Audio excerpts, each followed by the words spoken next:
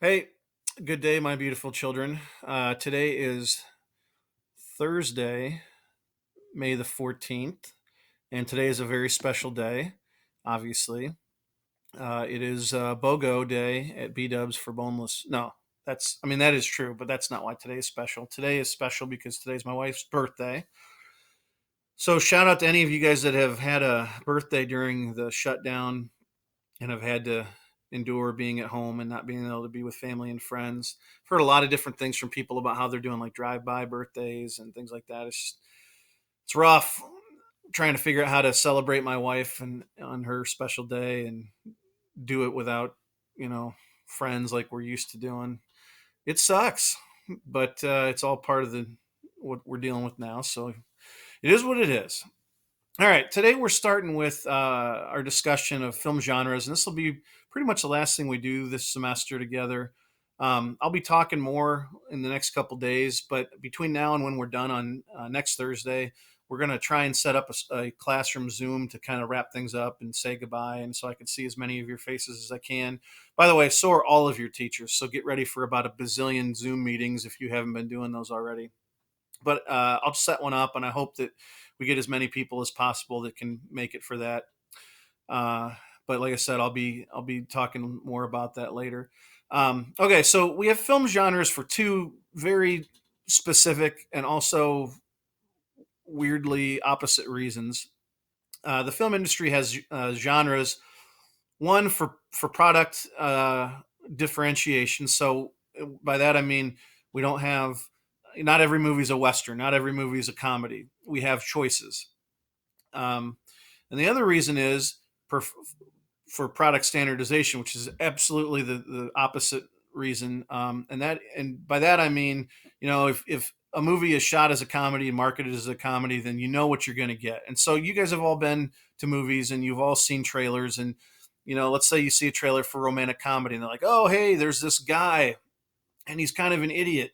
And he meets this girl who's kind of high maintenance, and they have nothing in common, but they get together and they meet, and sparks fly. But then something bad happens, and they don't like each other anymore. And then in the end, they get together and love. Starring Matthew McConaughey and Kate Hudson. Like you've seen one of those trailers, you've seen them all, and that's because Hollywood knows that you know like we talked about at the beginning of the semester, we're always doing one of three things when we're confronted with new media. We're either immediately accepting it in which is why we have trailers that pitch movies. Hey, here's a comedy. If you like comedies and you've seen comedies, here's one just like it.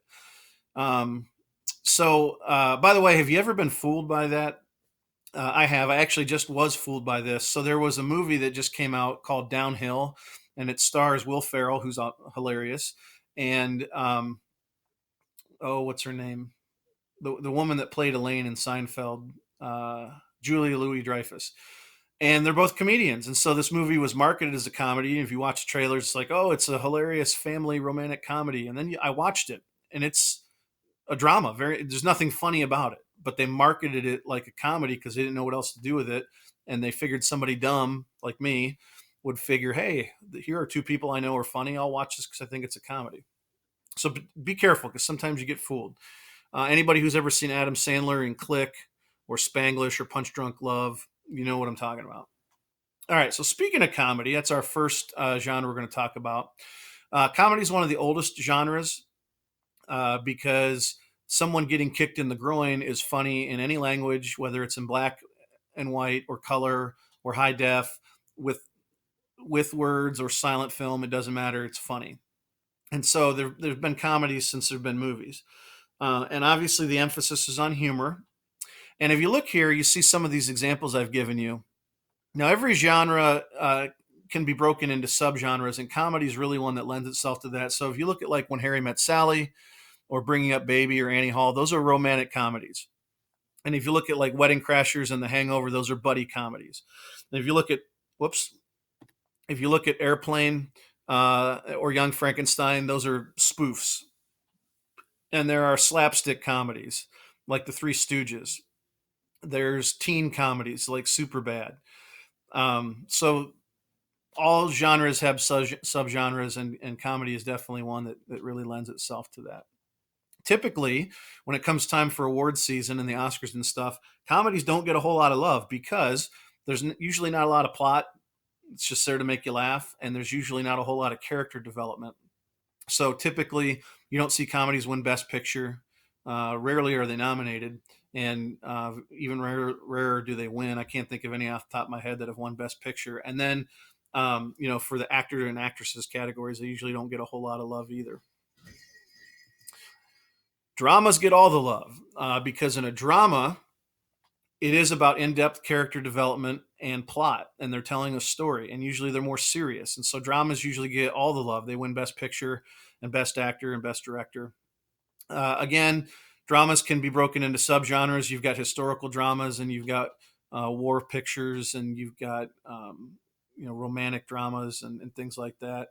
But drama is all about telling a story and taking us through a journey, developing characters and plot and things like that. All right. Action adventure. Action adventure are usually expensive to make because of the CGI and the special effects. They usually make a ton of money at the box office. Now, typically, people think of these as guy flicks, but actually, women love action adventure almost as much as men. Um, Usually, pretty low on plot. The plot is driven by the action. Usually, a lot of suspenseful or dramatic scenes, car chases, explosions, um, gunfights, things like that. Most of the story is driven through physical action and not necessarily dialogue by the actors and actresses.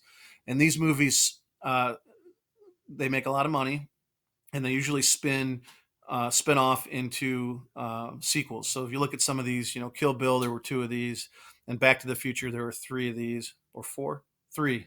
There's been a million James Bond movies, Lethal Weapon, a ton of them. Speed, there were several movies in this franchise. So you usually have an action hero as well.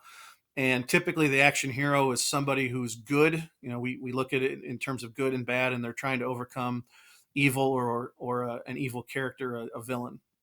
So that would be action adventure.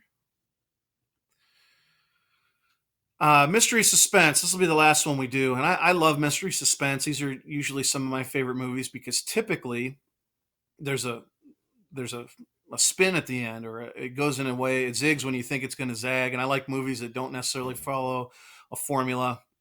Usually, we still have a resourceful hero, who's good, and they're fighting some forces of evil or a villain.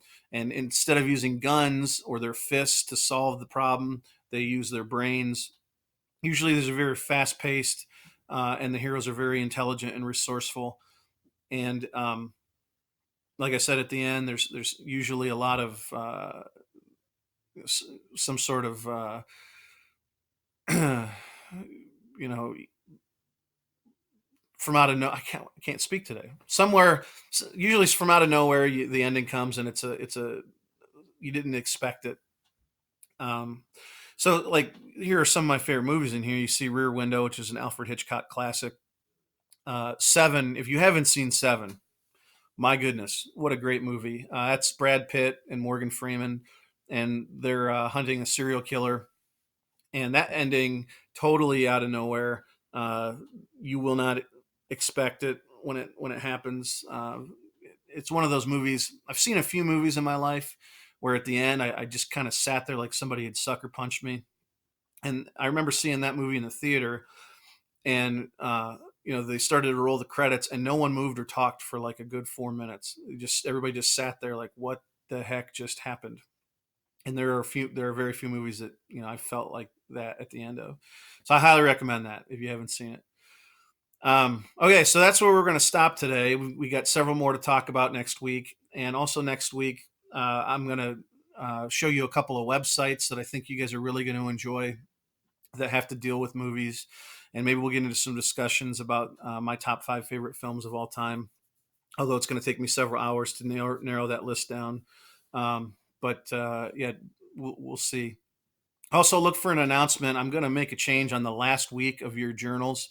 You're still going to write something for me, but it's going to be a little bit different. So I'll put that out this weekend so you guys know what to plan for. If you have work, and that you owe, please get it in. Next week's our last week, and then we have another week of makeup stuff. But I'd like to get all that stuff done and wrapped up as soon as I can, so that you don't have to worry about it, and more importantly, I don't have to worry about it. Okay, that's it. So, signing off for today, and peace and love. Hope you guys have a great weekend, and I will catch up with you guys on Monday and let you guys know um, when we're going to have that final Zoom meeting together. So, take care.